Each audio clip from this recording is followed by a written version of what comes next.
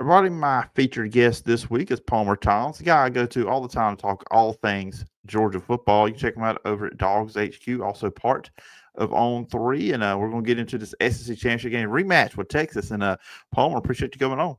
Yeah, Phillip, always fun to come on and talk a little ball with you. And a big one coming up on Saturday. Like you said, round two of Georgia and Texas. It was a fun one the first go around. Georgia taking down the top ranked team there in Austin. And, now the Bulldogs get them in their own backyard. So should be an exciting one and certainly interested to see how it plays out and how it shapes up this college football playoff picture. Yeah, and it's kind of interesting with the conference championship weekend coming up because it feels like it's a lot different with the 12 team playoff versus what it was with the 14. When like, okay, you win, you have to win to get in. Now you could lose in some scenarios and still get in, or it could hurt some teams. And I kind of, before we kind of just jump into Georgia Tech, what happened there in this actual game, I know part of me just kind of wonders like how much longer we are going to have these conference championship games because you've heard other coaches bring up you could go into the game, lose it. You're playing one more game than everybody else, but then you get left out of playoff because you didn't perform well on that day on your 13th game. So it's kind of interesting. What's the future of the conference championship game going to be moving forward? Yeah, I mean, I'm with you. I don't believe that you should ever get punished for playing an extra game. I think that when it comes to, I think it should be a no lose situation when you go play these conference championships, SEC, Big Ten, especially those two. I understand, that the power brokers that be are those two big conferences and the ACC and the Big 12. If you're not necessarily in the playoff picture, you got to win to get in. And to me, I think if you are in the top 12, regardless of what conference you're in, if you are in that field when 12 games is complete, when the regular season is in the books, you should be in that field regardless of what happens in your conference championship. Especially if you're playing another team that's in the field, as is the case for Georgia and Texas and Oregon and Penn State there. To me, I just look at it and I'm with you. I do wonder what's going to end up happening with these games going forward. I think a lot of what happens with these games going forward is to be determined because we don't know how the conference, the committee is going to treat this weekend. So interested to see how that one plays out. I do think that the conferences and these commissioners, they want to continue to play this game. To me, if I were drawing up my perfect college football world and I had no stake in the game and what it was, I would be doing a 16-team playoff with no conference champions, no conference championship games. You can crown your conference champion based on a regular season, which I know is harder, and you might end up with co-champions and all that. But to me, it sets it up to where the brackets and there's no sort of advantages for, hey, you played this extra game and you lost, so we're gonna, we've got an advantage over you there. It doesn't, I do away with these dumb buys and the stupid seeding that we've got. To me, I think I'm all for awarding, automatic bids for the top 5 conference champions, but I don't like the top 4 seeds going to those conference champions. And I don't love the buys and all that. So to me, I think that and I know that awarding auto bids in situations where there's tiebreakers and co-champions and all that would get complicated. But to me, I think that you can design a system to where it is a little bit more equal and these conference championship games, this extra game, this extra resume point doesn't come across as something that could hurt you down the road. Yeah, I'm full agreement with you on the way that's seeded. Yeah, Oregon and Texas right now would be your top 2 seeds. I'm fine with that. But the ACC and the Big 12 champion, I'm sorry, they're not the third and fourth best team No. in college football. I agree they should get in. Those 5 conference champions should get in, no problem.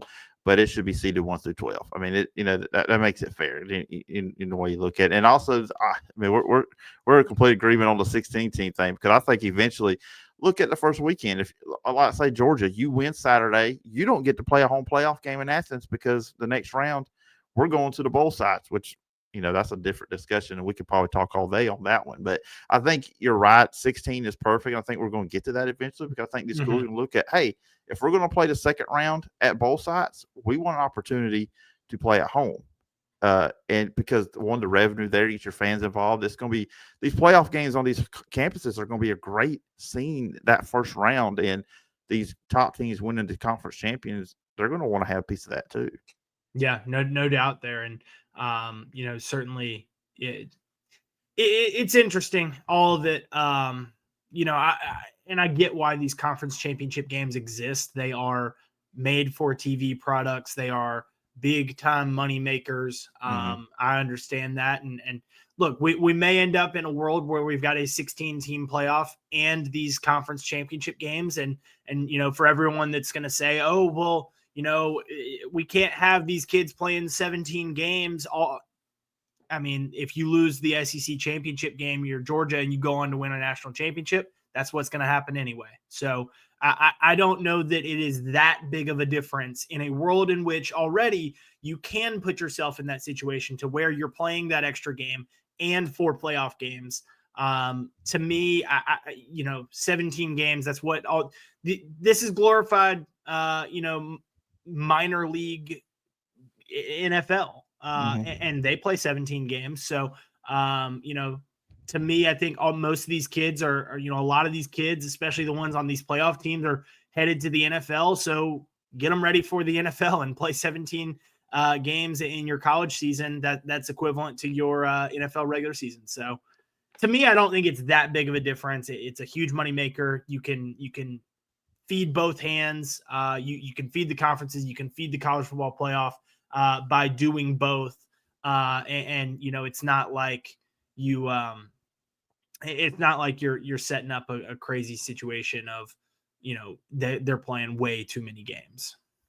Yeah. And I'll pivot to the Georgia Tech game after this, but I'll say also, when you look at the NFL schedule, they get 1 bye week. When you look at this year's college football schedule, you got 2 off weeks. College football does not play a preseason. Now, I believe college football's fall practices are probably a lot more grueling than NFL practices. I will say that. And I am all for the 2 bye weeks. In fact, I think it's a great system. And I loved it. I loved it this year. I mean, yeah, you get a longer season, but the teams aren't playing more games. Yeah. No, and I think what everyone looks at as week 0 and the 2 byes this year is because of weird timing with the calendar and Labor Day and Thanksgiving and all that. But in a normal year where it's just 1 bye week for most everyone, the teams that play week 0 get 2. So why doesn't everyone play week 0? And we just make that week 1 and build in the 2 bye weeks. What is the point of having a week that is part of the college football season, but not part of it? It's just weird to me. I don't understand it. I've never understood it. To me, I think the 2 bye weeks is an awesome model. Let everyone do it. Yeah, they do it here in Alabama, high school football too. We have a week 0 too, and it's always like, but then some people call it week 1, some people call it week 0. There's confusion on which one it is. So I'm with you all across the board, college, even high school here in Alabama. Let's not do that week 0. That's week 1. I agree with you 100%. The Georgia Tech game. 8 overtimes. In that one, should we really call it 8 overtimes? I think we should just call it 3 overtimes because basically I equivalent the 2-point conversion contest to penalty kicks in soccer. Yeah, it's basically what it is. But down 17-0, this kind of was an example of what the Georgia season has been. Struggle early in games, come back in the second half. Obviously, we've seen this a couple times out of this Georgia team. What do you make of their win on Saturday, being able to come back from against Georgia Tech, who played a great game? Georgia Tech played phenomenal in that game, but Georgia finding a way to come out with the victory. Yeah, going back to that 8 overtime thing, it now is technically the longest game in SEC history, but it just felt so, as somebody that watched that Texas A&M LSU game that was also on that final week of the season back in 2018, it felt wrong calling Georgia Tech the longest game in SEC history because you're right. I mean, third overtime on that 2-point shootout. It's weird. It's very weird to watch and to, it's funny to watch everybody just bouncing back and forth on opposite ends of the field. And I understand why we do it. It's not how I would crown a winner of a game. Mm-hmm. And it would be a big shame if we ended up seeing that, championship or a playoff game, something crowned that way down the line. But we've now seen it twice in 2 weeks in the SEC that it gets to that 2-point shootout. And, I think when you've got the talent that is spread around the country like it is, we might be seeing more games go to that 2-point shootout. So weird, but in terms of the game and what it says about Georgia is, I don't, you can say a lot of things about this Georgia team and a lot of them aren't positive, but one thing that you can't say is that they're going to lay down without a fight. And I think that is the biggest thing that we've learned about this team, this group, is that they're resilient. They're not perfect. They're far from perfect. I think you look at college football this year, and most teams are have their own flaws, and Georgia is among those. Georgia is as talented as there is out there. It's why Georgia can win a national championship. It's why Georgia can win this Saturday's SEC championship. But at the same time, those flaws can come back to bite you in the what. And I think that we saw it throughout the regular season, whether it was that first half of the Alabama game. A couple of turnovers against Mississippi State, 3 turnovers the first time they played at Texas. Ole Miss, it obviously bit them in the butt. Florida, 3 interceptions there for Carson Beck as well. He has cleaned up his play. As a team, though, Georgia is still struggling to get going early. In general, I think that they've shown that they're capable of beating anybody, but they're also capable of being in a close contest with anybody. And, testament to Kirby Smart and this team. And, obviously a lot more talented than their opponent. And that had to play a factor the longer this one played out. It's why if I was Brent Key, I would have gone for 2 in that first overtime to lay it all on the line there. But that's a different story. But to me, I think that it's a testament to what this Georgia team is made of, what this program has built. In terms of, their ability to continue fighting and keep on going regardless of what the circumstances say, what that scoreboard says. And, down 17-0 at the half, they needed a couple breaks. But, I said it to the people sitting around me in the press box. I said, look, sometimes you got to get lucky. I mean, we saw it with Alabama last year in that Iron Bowl, the way that they tied it up against Auburn with that, Hail Mary gravedigger play. To me, I think Georgia got a little bit of luck on Saturday.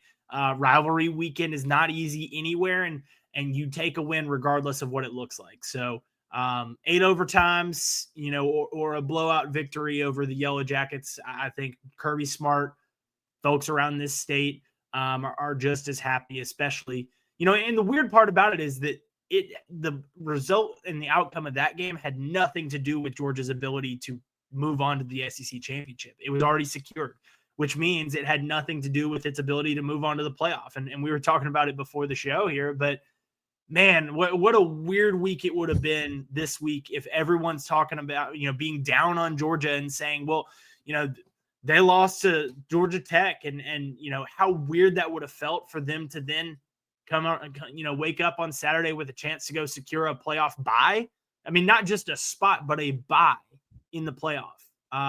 Very weird.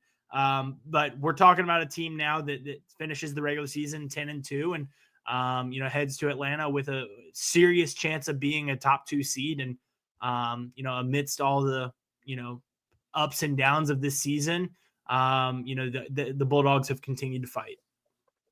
In course, going into Texas, they won 30-15 back in late October. Defensive line just dominated that game. I mean, Carson Beck didn't even have a good game. He threw 3 interceptions. I mean, he was forcing kind of a story with him, especially first part of the year with him. ETN did well. Of course, obviously they don't have him, but you kind of got to expect Texas is going to be ready to combat some of that. Obviously, you're seeing a team second time around. What are some things you were kind of expecting maybe Texas to throw at Georgia? Because and we've also seen now they have a package for Arch. He comes in and runs, and we know he can throw it too. It's just not just some running quarterback that has no throwing ability. He could throw it as well. So just, kind of like your just overall thoughts going into this matchup, for round 2. Yeah, you hit the nail on the head there, and that's what I was going to go with. I I think you're going to see a lot of, maybe not a lot. A lot might be a stretch, but I think that you're going to see a good bit of Arch Manning in this game. And I think I don't think it's just going to be that, wildcat type quarterback quarterback situation that we saw on Saturday. I think that Texas put that out there as something. I think that was very intentional. First of all, I think it gives them a chance to utilize his skill set. It gives them a chance to get him involved. But I think it's also got, Steve Sarkisian's way of saying, Kirby, all right, you want to prep for this game? I'm giving you something else to prepare for now. And you cannot ignore Arch Manning in that factor. Heck, he went in against Georgia the first time. So I think that the running offense for Texas, whether it's Arch, whether it's Quinn, whether it's, the running backs that they've got behind a really bruising offensive line. I think in terms of how Texas goes about attacking a Georgia defense that dominated that game, especially getting after the passer with 7 sacks, I think you run at them. And that's not been Georgia's strength. I mean, Georgia Tech's run style is different than everyone else's. It's more of a, it's a modern triple option type system there. And Haynes King, the way that they, just design run after design run with him, they're not going to do that for Quinn Ewers. But I think that Texas and its ability to use that run game, whether it's Arch in there or those running backs or Quinn Ewers, like I said, I mean, he showed off some legs there with a nice scramble against A&M. I think that's how they're going to try to win this game, is that they are going to attack Georgia physically and say, all right, it's the new guys in the SEC versus the old guard, and everything that the SEC has been built on is physicality. We're going to come in and take it from you, and we're going to do it in the way that you would have tried to do it against us in the past, is be physical. I think that's what Steve Sarkisian and this Texas program has built to over the years. I think it's how they beat Alabama last year. They didn't come into Tuscaloosa last year and try to win that game, throwing it around in an air raid style, kind of like what Oklahoma did when it was, rolling there, making the playoffs every year. To me, I look at it and I say Texas is an SEC team this year and has been an SEC team in the, in style the last few years. And so I think that they're going to try to run the ball at Georgia. Bulldogs have had struggles against that at times, whether it was, whether it was against, Auburn last season, against Georgia Tech this season, UMass even ran the ball pretty well. Kentucky ran the ball pretty well this year. Alabama was able to do some things in the run game. Georgia has struggled to defend against the run. And so I think that, I think that Texas is going to try to run the ball at them.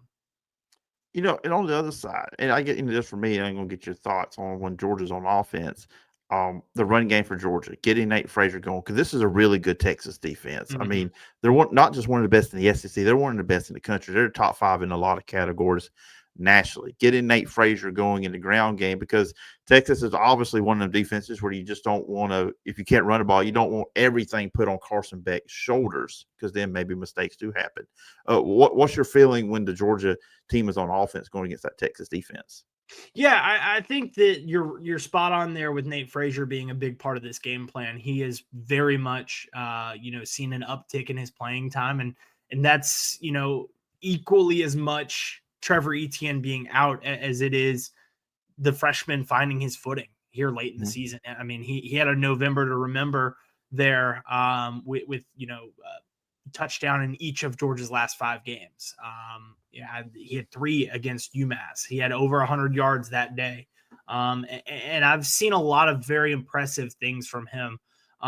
Kirby talks about him, and I found it a little bit ironic because he called him immature after his gator chomp and throat slash celebration against Florida that drew an unsportsmanlike conduct. But he said, look, this is a kid that's really mature in terms of the way that he goes about his business, the way that he approaches things. He comes from a a world-class high school program at Mater Dei out there in California. And, he's very much taken on the collegiate approach for several years, and it's paying off in his first year at the collegiate level. And so I think that, he is playing his best football, and the ability of him to do that takes some of that pressure off of Carson Beck, and in turn allows him to play his best football. I mean, the last 3 games we've seen him play, he hasn't turned the ball over.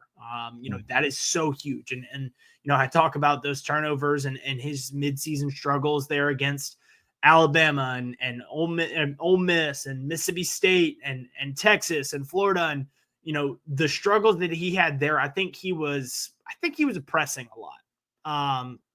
And I hesitate to include Ole Miss in that game, in that list, because he did have an interception there, but I don't think he was the problem that day. I think the offensive line was the problem. But with a healthier group up front that's doing a good job of protecting Carson, and they're going to have their hands full. This is a really good Texas defensive line, and front seven that the Longhorns have. But they're going to have their hands full. But I think if they can keep Carson Beck on his feet and they can open some holes for Nate Frazier, this offense can very much, do some things. Sure, they're going to struggle with drops. I mean, Georgia's receivers lead the nation in that category, and they'll continue to do that. You just kind of have got to expect that at this point. But Georgia has been able to overcome those.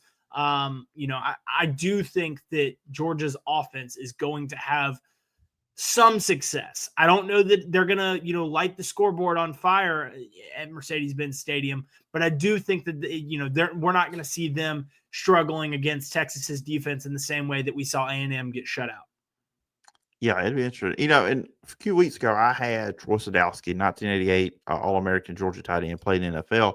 He kind of talked what you talked about Carson Beck. He said, a lot of people pay attention to the quarterback throwing the interceptions and maybe forcing it, but why is he forcing it?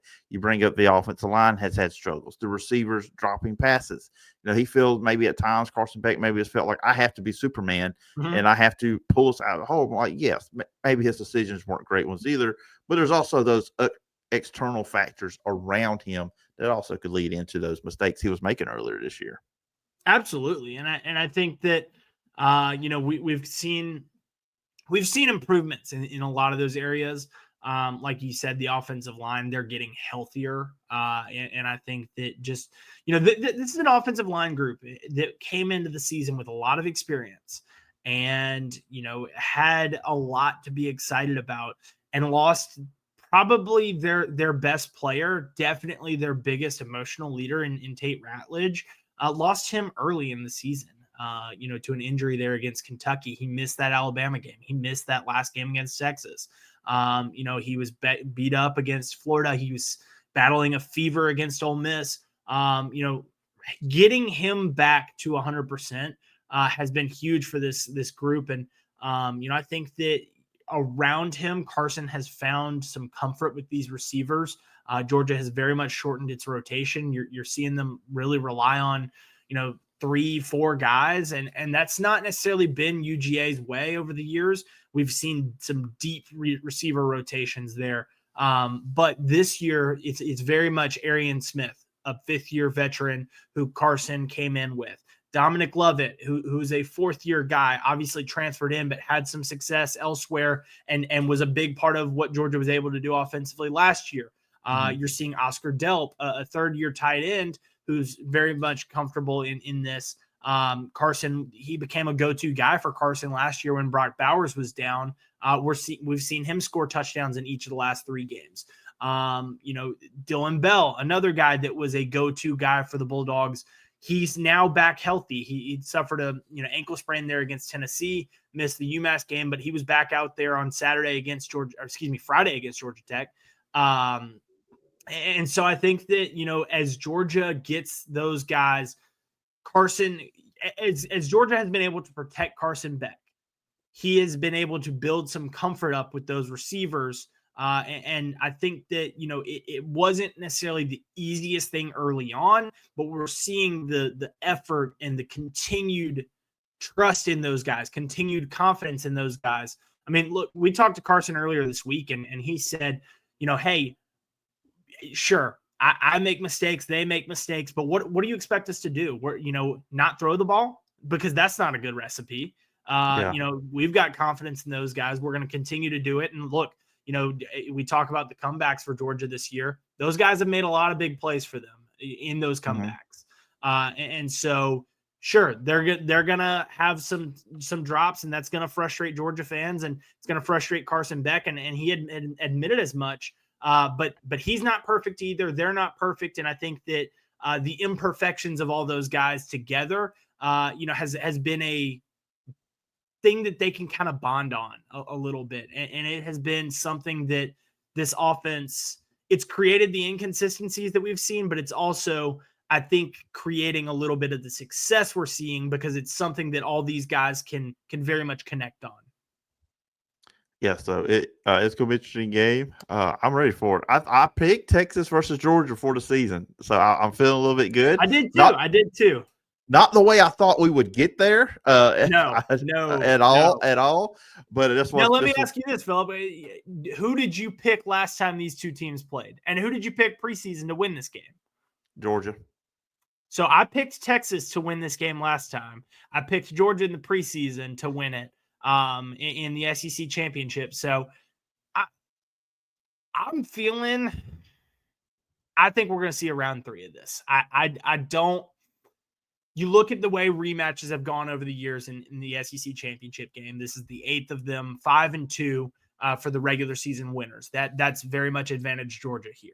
Mm-hmm. But to me, I think you also look at it, and Kirby Smart has coached in 2 different rematches in his coaching career. He's 2-0, or at least in his time as a head coach. He was part of that LSU Alabama rematch that in that national championship game. But Georgia, the 2017 SEC championship game against Auburn, they lost the regular season. They win that one.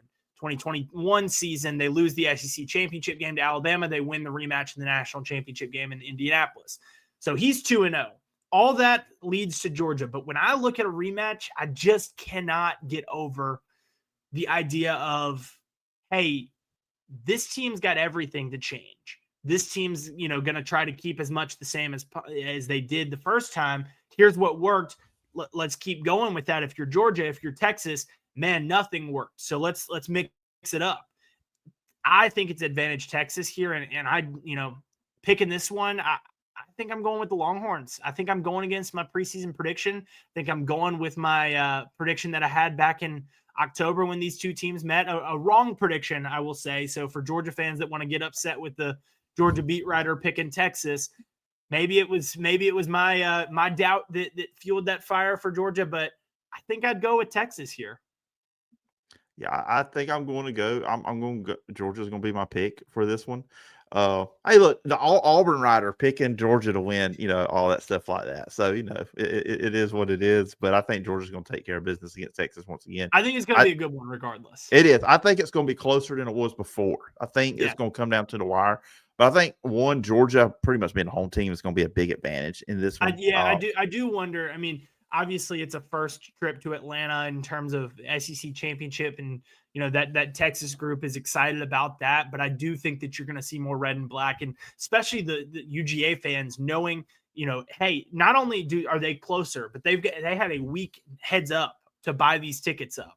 I do think that we're going to see a good bit of red and black in the stands. Yeah, absolutely. So it's going to be fun. Palmer, it's been fun. We said 15, 20. We went almost 30. It's been great. I think we could keep going.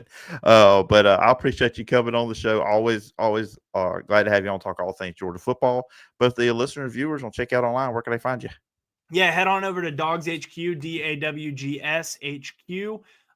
We've got a sale going on, big game special, $1 for 7 days. And it's the time right now with recruiting, full swing, National Signing Day this week, SEC championship game this week, the fallout of all of this as the playoffs get announced on Sunday, and, everything that's going to be the transfer portal season. It is a crazy, crazy, crazy time in college football. And, we believe DawgsHQ is the best place to be in that Georgia market. So come check us out. Myself, Rusty Mansell, Jake Rowe, Jeremy Johnson, and Jake Roos. $1 for 7 days. it is a great time to be a member over at our site. So Dogs HQ. And then on social media, you can find me at Palmer Thombs, PalmerThombs. All right, sounds good. Everybody go check Palmer out. Go check out Dogs HQ over on 3. And Palmer, appreciate the time, and I look forward when we get to this again. Absolutely.